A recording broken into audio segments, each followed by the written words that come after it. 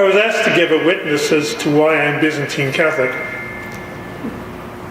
And I have to admit, first of all, that I am a dying breed. Do you want to know why I'm Byzantine Catholic? Because I was born that way, and my parents were Byzantine Catholic. And when I was 10 days old, they brought me to a Byzantine Catholic church to be baptized by Father John Krushko, who was Bishop Basil Schott's uncle. So that's where it starts. And I've stuck to the Byzantine church ever since. Although many people, as you know, do leave the Byzantine church for the more mainstream churches, and sometimes no church. So even though you are born this way, it's the way I'm born, in your life you have to have some kind of conversion, in the sense that you have to find in your life at some point in the game a commitment to this church in which you belong. You have to make a decision. Yes, I'm going to be Byzantine Catholic. But it was never done very suddenly. It just grew as the years went on. And I think what happened was when I was very young, I kind of made the decision, I want to serve this church. And so decided, eventually, to enter the seminary. And since I got in college, I got fairly good grades. They thought, okay, Petras, we'll send you over to Rome to study. I want to mention that because in Rome I had an experience of faith, perhaps one could say, an experience of faith that was refracted, of course, through my Byzantine faith. When I was in Rome studying theology, the Second Vatican Council was going on. So I was there. I was a witness to it. Even took part in one of its liturgies. I was, of course, much too young to be a theologian, but I'll say this about the council: no matter what people think about it today,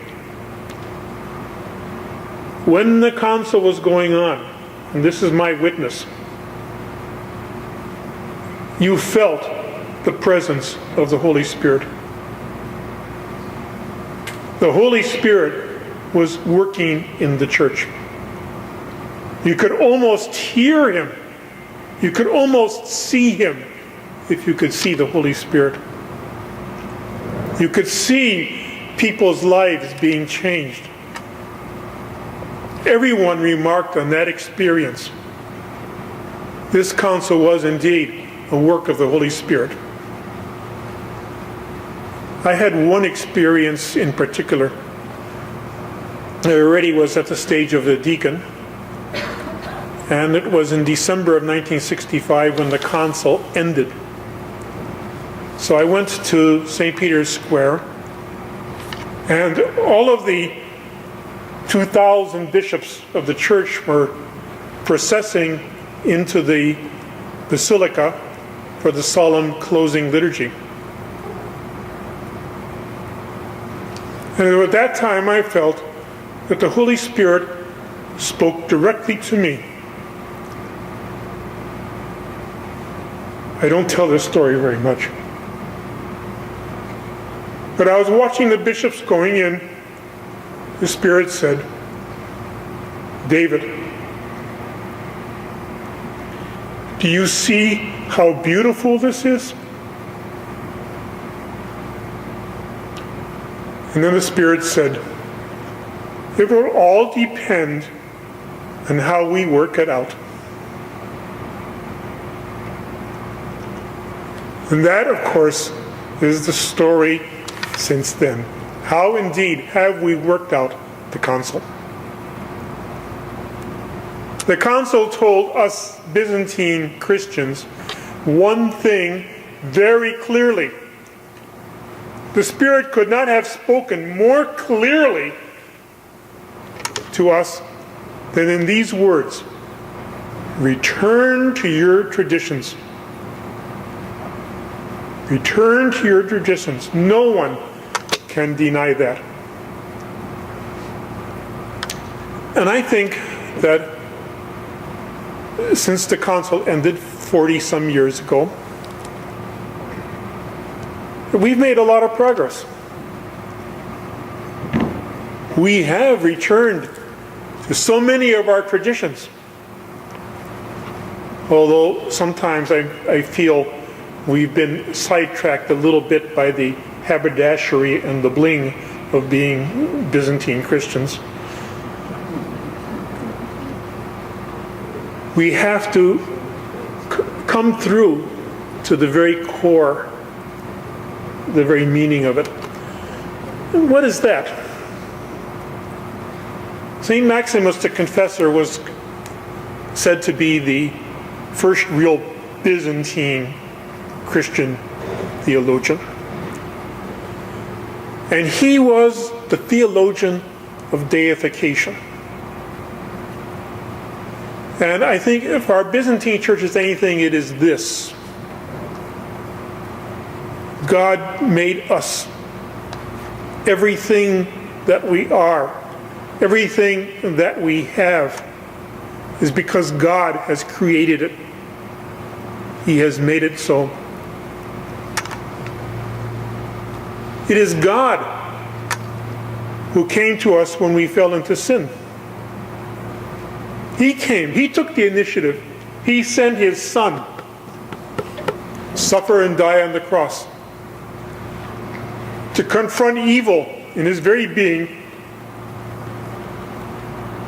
so that he could destroy the power of evil, as we sing today, so that he could destroy the power of evil,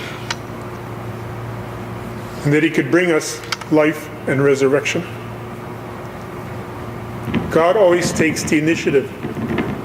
And it is this God who has given himself to us in the Eucharist,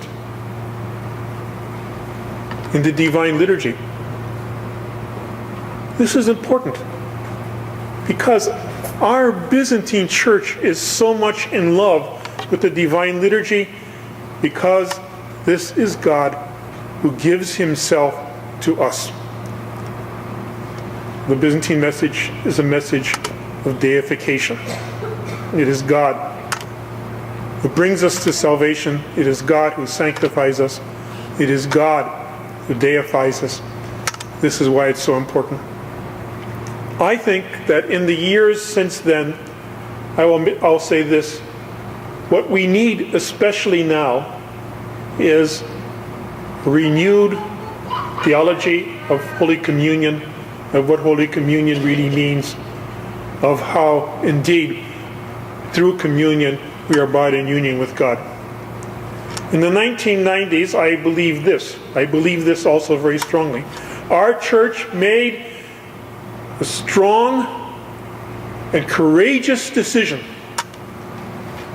That is to say, to recognize that it is God who takes the initiative,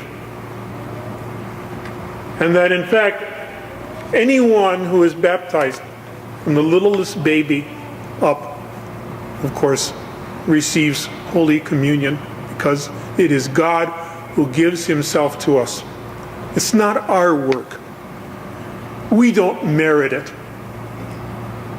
It is God who gives himself to us. And by that very decision, that everyone can receive communion, even the little infants, it is that decision that was a true restoration of our Byzantine tradition, and also a recognition of our theology. And the theology is that it is God who takes the initiative. It is God who seizes us. It is God who takes hold of us. It is God who sanctifies us. It is God who deifies us. So, brings us to the present. I'm retired, but I'm still searching for God, to be united with God, to find God who in my life has shown his love for me over and over and over again. And I feel it is so important that we do this as Byzantine Christians, just for the reasons that I've said, so that the church can indeed breathe with both lungs. We are necessary for the church to bring this idea of God as the one who initiates union, of God who loves us and brings us into communion with himself. What it means for us, of course, is we have to have a good idea of God. Sometimes we insult people by saying, oh, he thinks he's God. That's not the point. Yeah, we should think we're God if we understand and if we have our faith in God, that God indeed is good and kind and loving and merciful. Then we indeed should be like God, because we should be good and kind and loving and merciful as he is. So I think this is what it means, especially to be a Byzantine Christian, to have this good idea of God. And that's what our Byzantine church gives us, is a good idea of God, so that indeed we ourselves can be changed, transformed, sanctified, deified, not only for our own sake, but for the sake of the whole world. Amen.